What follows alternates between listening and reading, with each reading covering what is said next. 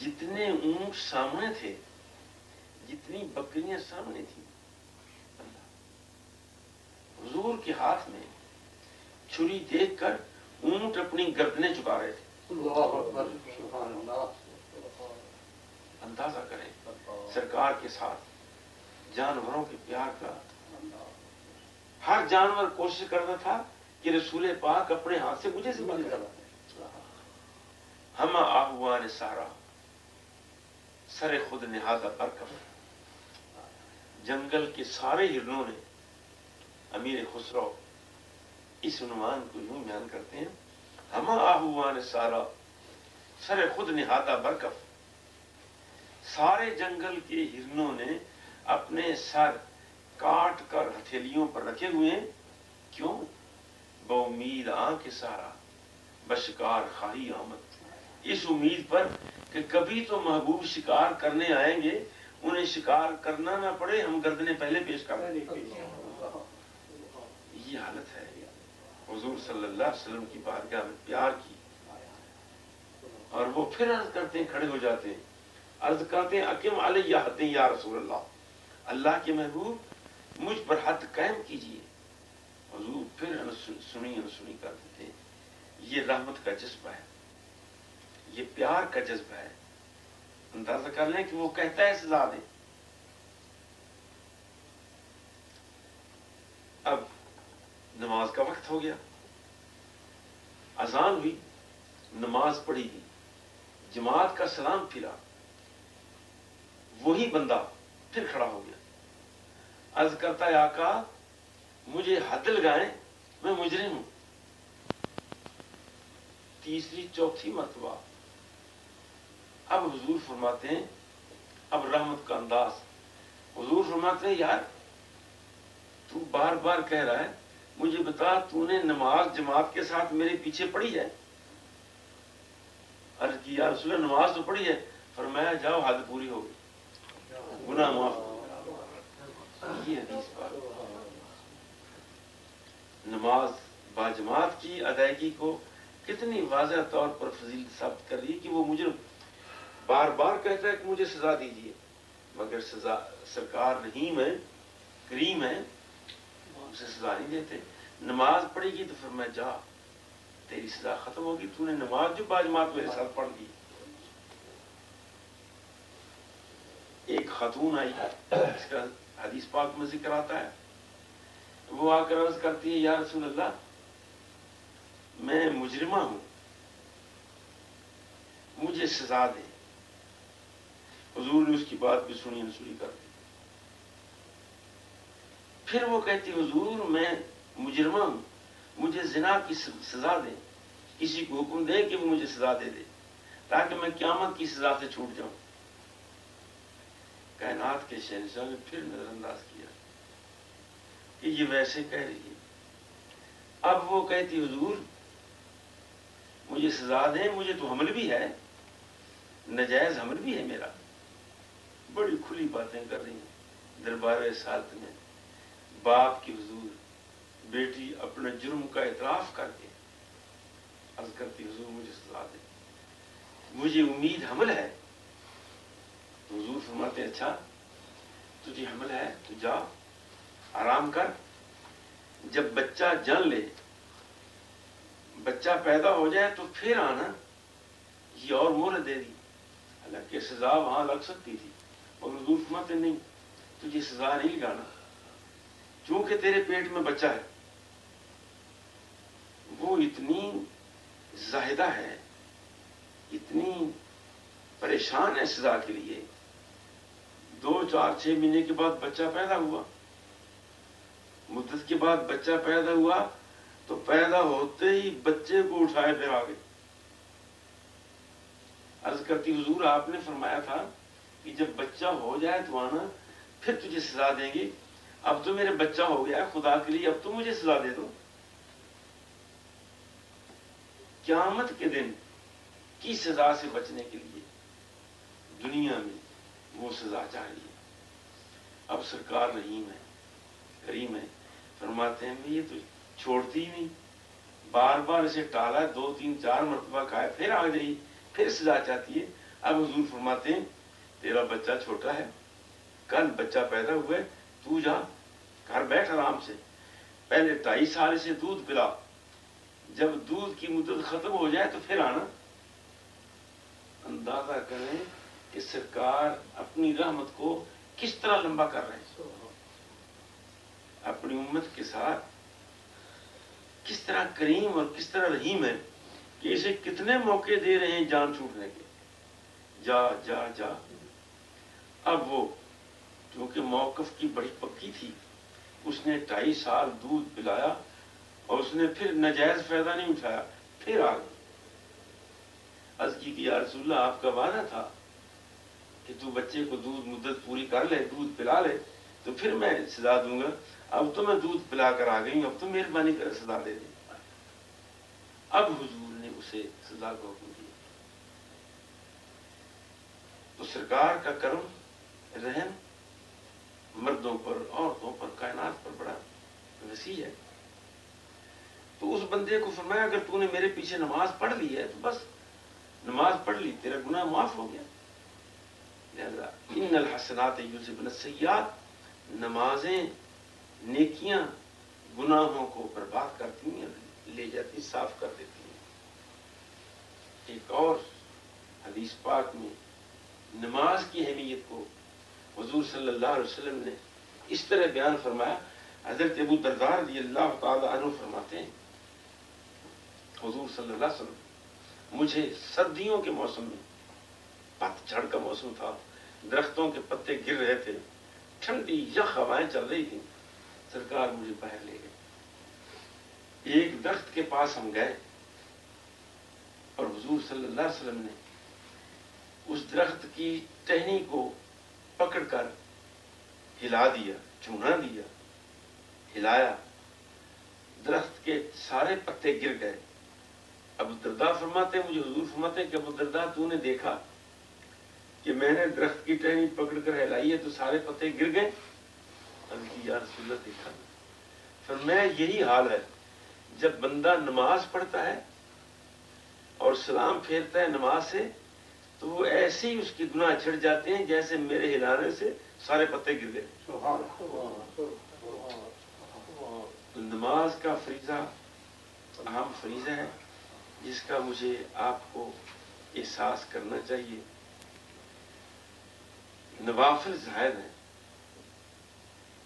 یہ تو فرض ہے نا، اور خدا توفیق دے تو میں 2-4 نفل بھی پڑھ دیا کروں جب وقت ملے، زور کے بعد وقت ملے تو پڑھ لوں، مغرب کے بعد تو پڑھ لوں، عشاء کے بعد تو پڑھوں۔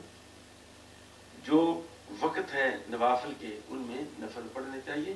حضور صلی اللہ علیہ وسلم ارشاد فرماتے ہیں یتقرب الی عبدی بالنوافل، اللہ فرماتا ہے، یہ حدیث قدسی ہے، جس حدیث جو حضور کی حدیث ہو وہ حدیث ہے، مگر جو حضور فرمایا کہ رب نے یہ فرمایا وہ حدیث قدسی ہے۔ حضور فرماتے ہیں کہ رب فرماتا ہے کہ میرا بندہ نفل پڑھ پڑھ کر میرے قریب ہوتا ہے، نفل پڑھ پڑھ کر میرے قریب ہوتا ہے۔ اب یہ نفل پڑھ کر کیوں؟ فرضوں کے ساتھ نہیں ہوتا، فرض تو فرض ہے، نہ پڑھوں گا تو مار کھاؤں گا۔ مجھے آپ سے اچھا تعلق پیدا کرنے کے لیے یہ ہے کہ میں آپ کے گھر جاؤں تو آپ کے بچوں کے لیے کچھ لیتا جاؤں، آپ میرے گھر آئیں کوئی نہ کوئی تحفہ بچے کو دے دیں۔ اب وہ ضروری نہیں تھا کہ آپ کسی میرے بچے کو تحفہ دیتے، مگر جو آپ نے میرے بچے کو تحفہ دیا ہے اس نے میرے دل میں محبت آپ کی پیدا کر دی ہے۔ زائد تھا نا، کوئی ضروری نہیں تھا۔ میں نے آپ کا قرض دینا ہے 100 روپیہ اور جا کر آپ کو قرض دوں گھر، تو کیا میں نے کیا؟ میں نے قرض دینا تھا، دینے گیا ہوں۔ اس میں آپ کی محبت کیا بڑھے گی میرے ساتھ، اور میری محبت آپ کے ساتھ کیا بڑھے گی؟ میرے ذمہ فرض تھا کہ میں 500 آپ کو دوں اور میں نے دے دیا۔ اگر میں زائد 2-4 پیسے خرچ کر دیتا ہوں جیسے ہمارا اچھا رواج ہے پاکستانیوں کا، بالخصوص پنجاب کا، عام یہ ہو گیا تحائف کا، تو یہ تحائف ہے۔ نوافل اللہ کی بارگاہ میں تحائف ہے، کہ جس کے پڑھنے کے ساتھ بندہ رب کے قریب ہوتا ہے ادائیگی کے ساتھ. اور حضور فرماتے ہیں، رب فرماتا ہے بندہ جب نفل پڑھتا رہتا ہے اس کی عادت پختہ ہو جاتی ہے تو میں اس کے ہاتھ بن جاتا ہوں جن سے وہ پکڑتا ہے. یعنی اتنا میرے قریب ہو جاتا ہے بندہ نماز پڑھ کر، نوافل پڑھ کر. کنت ید التی یبطش بہا او کما قال صلی اللہ علیہ وسلم، اس کا ہاتھ ہوتا ہوں جس سے وہ پکڑتا ہے، اس کے پاؤں بن جاتا ہوں جن سے وہ چلتا ہے. زبان اس کی ہلتی ہے، بات میری ہوتی ہے، ہاتھ اس کے پکڑتے ہیں، گرفت میری ہوتی ہے، قدم اس کا ہوتا ہے، چلنا میرا ہوتا ہے. غالباً یہی فلسفہ ہے کہ جب یہ کیفیت ہو جاتی ہے کہ میں بندے کے پاؤں بن جاتا ہوں، وہ چلتا ہے، اس کے قدموں میں طاقت میری آ جاتی ہے، اس کے ہاتھوں میں قوت میری آ جاتی ہے، اس کی نگاہ میں طاقت میری آ جاتی ہے، تو پھر وہ ایک جگہ پر بیٹھا ہوا 10,000 میل بھی دیکھ سکتا ہے کہ جب طاقت جو میری آ گئی اب اس کی تو بات نہ رہی. جب یہ فرمایا کہ میں اس کا ہاتھ بن جاتا ہوں جسے پکڑتا ہے، یہ حدیث پاک ہے. تو اب ایک بندہ جہاں بھی بیٹھے اللہ کا بندہ، وہ اگر اپنے کسی نیاز مند کا 1000 میل سے 10,000 میل سے ہاتھ پکڑ کر بچا لیتا ہے تو اسے مانا کیوں نہیں جاتا؟ اسے مان لینا چاہیے. اس لیے کہ اب بظاہر ہاتھ اس کا ہے مگر قوت خدا. یہ کیوں نہیں مانا جاتا؟ یہ صاحب یہ کیسے ہو سکتا ہے کہ فرید الدین ایک لمحے میں قدم اٹھائے مدینہ پہنچ جائے؟ سمجھ نہیں آتی بات. کیوں نہیں سمجھ آتی؟ آنی چاہیے. جب خدا فرماتا ہے کہ نفل پڑھ کر، عبادت کر کے، نمازیں پڑھ کر بندہ میرے اتنا قریب ہو جاتا ہے کہ میں اس کے پاؤں بن جاتا ہوں، طاقت میری ہوتی ہے، تو اب اللہ کا بندہ جب قدم اٹھائے گا طاقت تو اس کی ہے. ایک بزرگ کا واقعہ، ان کا اسم گرامی بھول گیا، ولی اللہ تھے. وہ کھڑے ہیں، کمرے میں کھڑے ہیں، اپنا قدم کمرے سے باہر رکھتے ہیں اور پھر وہی پیچھے اندر رکھ دیتے ہیں، پھر اگلا قدم اٹھا کر باہر رکھتے ہیں، پھر وہی اندر رکھ دیتے ہیں. لوگ حیران ہیں کہ حضرت صاحب آج باہر نہیں آ رہے، نہ اندر بیٹھ رہے ہیں نہ باہر آ رہے ہیں، یہ صورت کیا ہے؟ جب ان کی وجدانی حالت ختم ہوئی تو پوچھا گیا کہ حضرت صاحب یہ کیا معاملہ تھا؟ آج آپ کی یہ کیفیت ہے کہ قدم رکھتے ہیں پھر پیچھے رہ جاتے، آگے نہیں رکھتے. فرماتے ہیں میں کیا کروں، ایک قدم رکھتا ہوں، دوسرا قدم اٹھاتا ہوں تو زمین ختم ہوتی ہے، جگہ نہیں ہوتی، رکھوں کہاں؟ ہمارا یہ ہوا کہ اللہ کے بندے کے قدم میں یہ طاقت ہوتی ہے، اور یہ ہوتی اس وقت ہے جب عبادت کر کے، نمازیں پڑھ کے، نفل پڑھ کر اس کی بارگاہ میں اسے اتنا قرب ہو جاتا ہے. قرآن مقدس سے فرمایا ان الصلاۃ تنہی عن الفحشاء والمنکر، نماز بے حیائی سے اور برے کاموں سے روکتی ہے. اگر میں نماز پڑھوں تو کچھ شرم آئے گی کہ نماز بھی پڑھتا ہوں اور یہ برے کام بھی کرتا ہوں. یہ کہ صاحب یہ کیسے ہو گیا کہ نماز روکتی ہے؟ ایک آدمی نماز بھی پڑھتا ہے، وہ سنیما بھی دیکھتا ہے، نماز بھی پڑھتا ہے، جھوٹ بھی بولتا ہے، نماز بھی پڑھتا ہے، کٹ بھی توڑتا ہے. تو قرآن مقدس تو فرماتا ہے کہ نماز روکتی ہے، وہ تو نہیں رک رہا. تو جو قرآن پاک کا فیصلہ ہے وہ اپنی جگہ پر اٹل ہے. نسخہ صحیح ہے، نسخہ اپنی جگہ پر صحیح ہے، مگر طبیب نسخہ دیتا ہے تو اس کے ساتھ یہ بھی کہتا ہے کہ اس سے پرہیز کرنا، اس سے پرہیز کرنا، اس سے پرہیز کرنا، اس سے بچنا. اب وہ پرہیز نہیں کرتا تو نسخہ تو ناکام نہیں، نسخہ تو اٹل ہے اجمل کا، وہ صحیح نسخہ ہے. یہ نسخہ کارگر اس وقت ہوگا جب وہ گرم چیزوں سے پرہیز بھی کرے گا، جب باتی چیزوں سے پرہیز بھی کرے گا. اور جب وہ پرہیز نہیں کرتا تو نسخے نے تو اثر نہیں کرنا. نماز نسخہ حسین ہے، خلاق کائنات کا بتایا نسخہ ہے، مگر میں گناہوں سے پرہیز تو کروں. ان الصلاۃ علی المؤمنین کتاب موقوتا، نماز ایمانداروں کے لیے وقت پر فرض ہے. خدا کرے کہ ہم اپنی زندگی دین کے ساتھ گزاریں، نماز کے ساتھ گزاریں، عبادت کے ساتھ گزاریں۔ بسم اللہ الرحمن الرحیم۔ اللہم صلی علی سیدنا و حبیبنا محمد وعلی آل سیدنا و حبیبنا محمد وبارک وسلم وصلی علیہ۔ بسم اللہ الرحمن الرحیم۔ قل هو اللہ احد اللہ الصمد لم یلد ولم یولد ولم یکن له کفوا احد۔ قل هو اللہ احد اللہ الصمد لم یلد ولم یولد ولم یکن له کفوا احد۔ قل هو اللہ احد اللہ الصمد لم یلد ولم یولد ولم یکن له کفوا احد۔ قل اعوذ برب الفلق من شر ما خلق ومن شر غاسق اذا وقب ومن شر النفاثات في العقد ومن شر حاسد اذا حسد۔ قل اعوذ برب الناس ملك الناس إله الناس من شر الوسواس الخناس الذي يوسوس في صدور الناس من الجنة والناس۔ الحمد لله رب العالمين الرحمن الرحيم مالك يوم الدين إياك نعبد وإياك نستعين اهدنا الصراط المستقيم صراط الذين أنعمت عليهم غير المغضوب عليهم ولا الضالين۔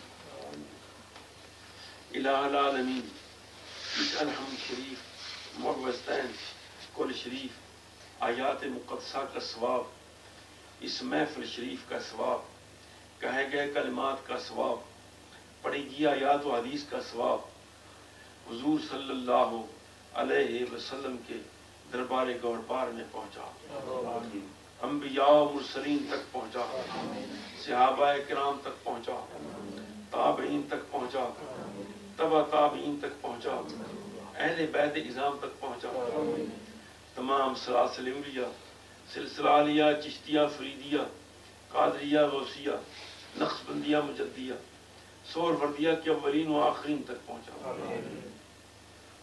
اے رب ذوالجلال، حضور پاک صلی اللہ علیہ وسلم کے وسیلہ جلیلہ سے ہماری حاضری قبول فرما۔ اے پیارے اللہ، اے خلاق کائنات، ہم تیرے مجرم بندے ہیں، ہم تیرے گناہگار بندے ہیں، تیری بارگاہ میں حاضر ہیں، معافی چاہتے ہیں، تو ہمیں معاف کر۔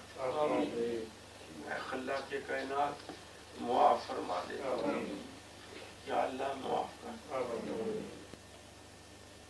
یا اللہ ہم تیری بارگاہ میں اپنے گناہوں کا اقرار کرتے ہیں، یا اللہ ہمارے ہاں طریقہ ہے، رواج ہے ہمارا، کسی مجرم سے کہتے ہیں بات سچی کر دے تجھے کچھ نہیں کہا جائے گا، اور وہ سچ سچ بتا دیتا ہے، ہم اسے چھوڑ دیا کرتے ہیں کہ ٹھیک ہے تو نے اچھی بات کر دی ہے، سچی بات کر دی ہے، جا تجھے معاف کرتے ہیں۔ اے پیارے اللہ، ہم تیری بارگاہ میں سچی بات کر رہے ہیں، سچی بات کرو، ہم مجرم ہیں، تیری بارگاہ میں حقیقت بتا رہے ہیں کہ سارے جرم، ساری برائیاں، سارے گناہ ہم میں گھر کر چکے ہیں اور ہم ان میں گر چکے ہیں۔ اے پیارے اللہ، تو اس سے معافی چاہتے ہیں، تو ہمیں معاف کر دے۔ یا اللہ، جتنی ہماری محفلیں ان دنوں میں ہوئی ہیں انہیں سب کو قبول کر لے۔ اے خلاق کائنات، ہم سب کا خاتمہ ایمان پر ہو، موت کے وقت حضور کی زیارت نصیب ہو، قبر میں حضور پاک کی پہچان نصیب ہو، قیامت کے دن حضور پاک علیہ السلام کا دامن شفاعت نصیب ہو، زندگی میں ہم سب کو بار بار مدینہ منورہ بیت اللہ شریف کی حاضری نصیب فرما۔ ربنا آتنا فی الدنیا حسنہ وفی الآخرۃ حسنہ وقنا عذاب النار، لا تجعلنا فتنة للقوم الظالمین ونجنا برحمتک من القوم الکافرین۔ اے پیارے اللہ، عالم اسلام کی خیر ہو، ملت اسلامیہ پر رحم ہو، پاکستان کی خیر ہو، جامعہ فریدیہ کی خیر ہو، جامعہ کے اساتذہ، طلباء، معاونین، خدام، کارکنان سب پر رحم فرما۔ جامعہ کے غریب، فقیر، مسکین، درویشوں کا صدقہ ہمارے گناہوں کو معاف کر، مدینہ منورہ کے غریبوں، فقیروں، مسکینوں، یتیموں کا صدقہ معاف کر، عالم اسلام کے غربا کا صدقہ معاف کر۔ ربنا تقبل منا انك انت السميع العليم، وصلى الله تعالى على حبيبه سيد الانبياء محمد وعلى اله وصحبه